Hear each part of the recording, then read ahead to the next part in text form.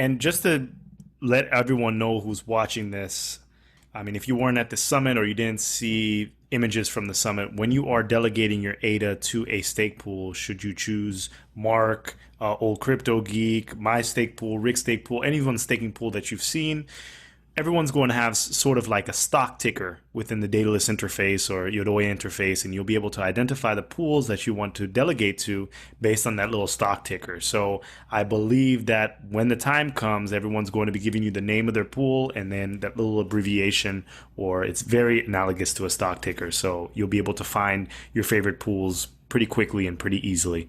And the interface looks very cool. It does. Have you seen the Euro interface as well? I have not seen. Okay. Have you? No. I'm assuming that with their Seiza blockchain explorer, it looked very impressive. So I'm sure that they're going to have a lot of the same graphical elements that are coming from their applications onto their staking platform. But it should be interesting how they interpret staking and how they visualize it after Daedalus shows us their visualization. I've seen screen captures of, I can't recall exactly what it was, but it was Center. Yeah, Delegation Center from Yoroi. So there was screen cap. I didn't see a good visual like I did see on Daedalus though, yet. The Daedalus ones. I do remember seeing GitHub, right? They have images there. The Daedalus ones been uploaded to GitHub. Yeah, I saw those. All right, so next what we're going to get is a screen share from Old Crypto Geek, and he's going to show us what he was talking about. So as we were saying here, this is Input Outputs GitHub pool. GitHub Input Outputs GitHub, and the repo is the Shelley Testnet Stake Pool Registry.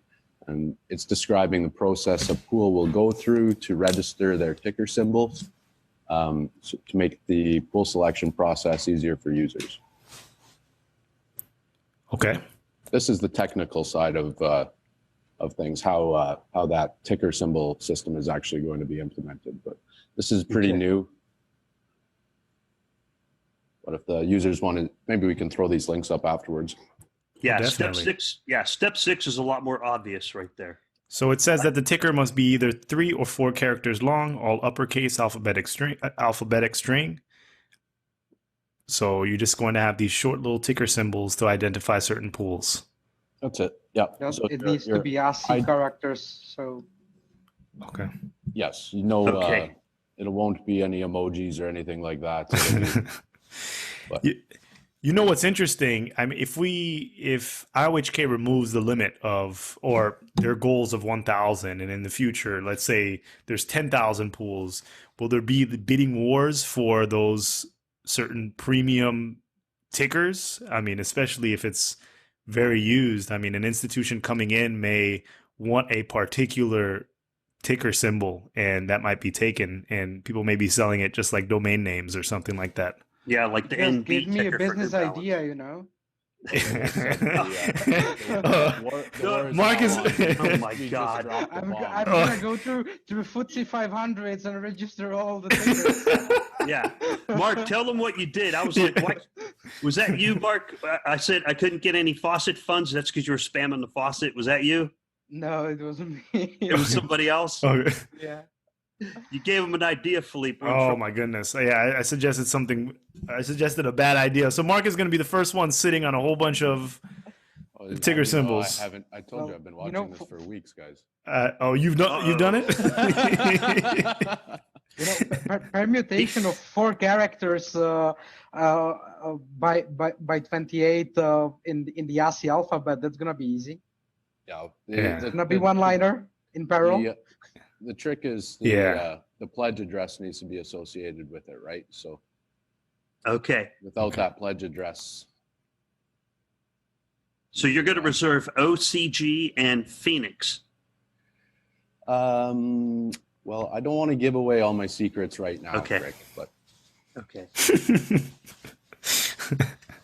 No, we'll once we're properly formed, because we've been in. I mean, I think we're all in the same boat as far as pool operators go. Everybody's had conversations with individuals who are looking to are excited to stake and want to get ahead of the curve and want to find out who's on the leading edge here, right?